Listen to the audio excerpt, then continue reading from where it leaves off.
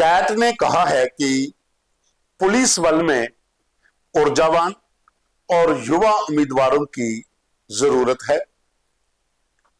इनकी आयु बढ़ाना या नहीं बढ़ाना ये सरकार के प्रशासनिक क्षेत्राधिकार में आता है और हम इस मामले को अपने से दूर करते हुए इस याचिका को खारिज करते हैं। इसके साथ ही 79 उम्मीदवारों को एक बड़ा झटका लग चुका है। जी हां, जम्मू कश्मीर पुलिस में कांस्टेबल की भर्ती के लिए हाल ही में जो एक विज्ञापन आया था, उसके बाद 79 कैंडिडेट्स जो उम्मीदवार थे वो हाईकोर्ट पहुंचे थे। उन्होंने इसको चैलेंज किया कि 2016 के बाद जम्मू कश्मीर में कोई भी कांस्टेबल की भर्ती पुलिस में नहीं हुई। तो इस टेन्योर के भीतर बहुत से लड़के उस आयु को पार कर चुके हैं, लिहाजा सरकार इसके ऊपर गौर करे, संज्ञान ले और उन लोगों की बात भी सुनी जाए जिन्हें मौका ही नहीं मिला। जाहिर सी बात है 2016 और 2025 यानी कि 9 साल जम्मू कश्मीर पुलिस में कांस्टेबल की भर्ती नहीं हुई। तो ये 9 साल का जो पीरियड था उसमें बहुत से युवा जो पुलिस कांस्टेबल बनना चाहते थे उनके सपने चकनाचूर हो गए। वजह रही प्रशासनिक या फिर कोरोना। लेकिन इस बार जब विज्ञापन आया तो उसमें जो आयु रखी गई वो 18 से 28 वर्ष थी, जबकि जिन उम्मीदवारों ने कोर्ट का दरवाजा खटखटाया उनका यह तर्क था कि 9 साल के भीतर बहुत से युवा जो पुलिस कांस्टेबल बनना चाहते थे वो इससे अब पीछे रह गए हैं। तो हाई कोर्ट में जब मामला पहुंचा तो हाई कोर्ट ने इन लोगों की बात को सुना और कहा कि इनको परीक्षा में बैठने की अनुमति दी जाए। 79 लोग परीक्षा में बैठे, उनमें से 67 लोग ही परीक्षा देने आए, 34 उसमें से पास हुए। उसके बाद यह मामला कैट को रेफर कर दिया गया था। अब कैट ने इसके ऊपर फैसला दे दिया है और इन सभी उम्मीदवारों को एक झटका लग गया है। कैट ने इस मामले में कहा है कि ये आयु बढ़ाने का मामला सरकार के प्रशासनिक क्षेत्राधिकार के भीतर आता है और हम इस केस से अपने को दूर करते हुए इसे खारिज करते हैं, क्योंकि जम्मू कश्मीर पुलिस या कोई भी पुलिस बल हो उसमें ऊर्जावान और युवा व्यक्तियों की जरूरत होती है। यह कहानी तब शुरू हुई थी जब पुलिस कांस्टेबल की भर्ती के लिए हाल ही में एक विज्ञापन आया। उसमें जो फॉर्म भरेंगे अब उसकी लिस्ट जारी हो चुकी है फिजिकल टेस्ट की। हालांकि उसमें भी देरी हो रही है क्योंकि फॉर्म भरने के बाद इतना समय लग गया। रिटर्न में से कितने पास हुए कितने फेल हुए, एक मेरिट बना, उस मेरिट के आधार पर फिजिकल टेस्ट की डेट उनको चुन लिया गया। लेकिन डेट अभी आ रही है कि इसी महीने में 2-3 डेट रखी गई है फिजिकल टेस्ट के लिए, अगले महीने तक चलेगा ये टेस्ट। लेकिन इसके बीच में जो 34 उम्मीदवार पास हुए थे रिटर्न में, उनको अब इस फिजिकल टेस्ट में बैठने की अनुमति नहीं होगी।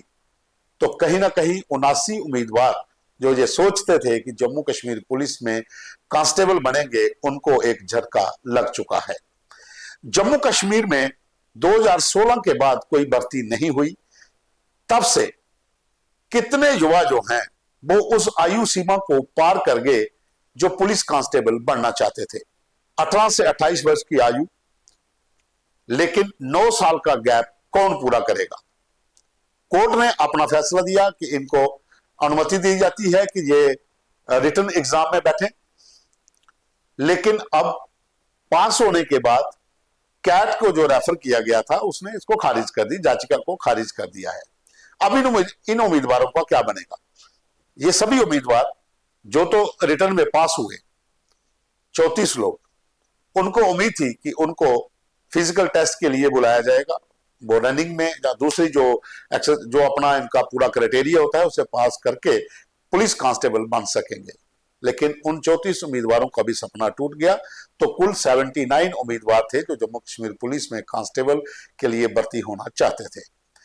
आप जानते हैं कि जम्मू कश्मीर के भीतर कोई भी भर्ती हुई हो, जहां तो पेपर लीक, जहां फिर प्रशासनिक देरी के चलते समय पर परीक्षा नहीं होना, समय पर रिजल्ट नहीं आना, अगर रिजल्ट का आ भी जाना तो उसे कोर्ट में चैलेंज करना, यह पिछले 10 साल से लगातार ऐसा हो रहा है। और खास करके 2015-16 के बाद तो जम्मू कश्मीर में इस कदर हालात बन गए कि सब इंस्पेक्टर की परीक्षा का पेपर लीक हो गया, जेई की परीक्षा का पेपर लीक हो गया, उसके बाद फिर पेपर हुए, फिर लीक हो गया। एक एक सेंटर के 8-8 लोग, उसमें एक ही घर के 4-4 लोग भी सिलेक्ट हुए। पुलिस ने ये मामला जो था सरकार ने सीबीआई को सौंपा, बहुत से लोगों की गिरफ्तारी हुई जिसमें अधिकारी भी शामिल थे। वो मामला अभी सीबीआई कोर्ट में चल रहा है। लेकिन उसके बाद जो भर्ती सब इंस्पेक्टर की हुई उसमें लड़के पास हुए, रिटर्न टेस्ट हुआ, बाकायदा उनकी ज्वाइनिंग भी हुई। लेकिन इतना जो गैप पीछे निकल गया, उसमें बहुत से ऐसे युवा थे जो आयु सीमा को पार कर गए, उनके सपने टूट गए। इसके ऊपर कोई भी संज्ञान नहीं ले रहा। सरकार के ऊपर कैट ने यह कह दिया कि ये सरकार का मामला है, सरकार खुद सोचे कि उनकी आयु सीमा बढ़ानी है या नहीं। वो खुद को अपने इस केस से अलग कर दिया। अब कहानी यह है कि ये 79 उम्मीदवार तो हो गए जो जिन्होंने कोर्ट में गए थे। ऐसे और कितने उम्मीदवार हैं जो इस 9 साल के गैप में ओवर एज हो गए। या फिर जो दूसरी भर्तियां थी जो 2015-16 के बाद हुई ही नहीं, डेटें आई, उसके बाद आगे चलती गई। अगर हम फॉरेस्ट डिपार्टमेंट की बात करें, लोगों ने फॉर्म भरे, फिर वो कैंसिल हो गई, उसके बाद दोबारा से वो निकाले नहीं। बहुत से और विभाग हैं जिसके अंदर फॉर्म तो भरे गए, रिटन एग्जाम भी हुए, लेकिन रिजल्ट नहीं आया। रिजल्ट आया तो ज्वाइनिंग में इतना समय लगा।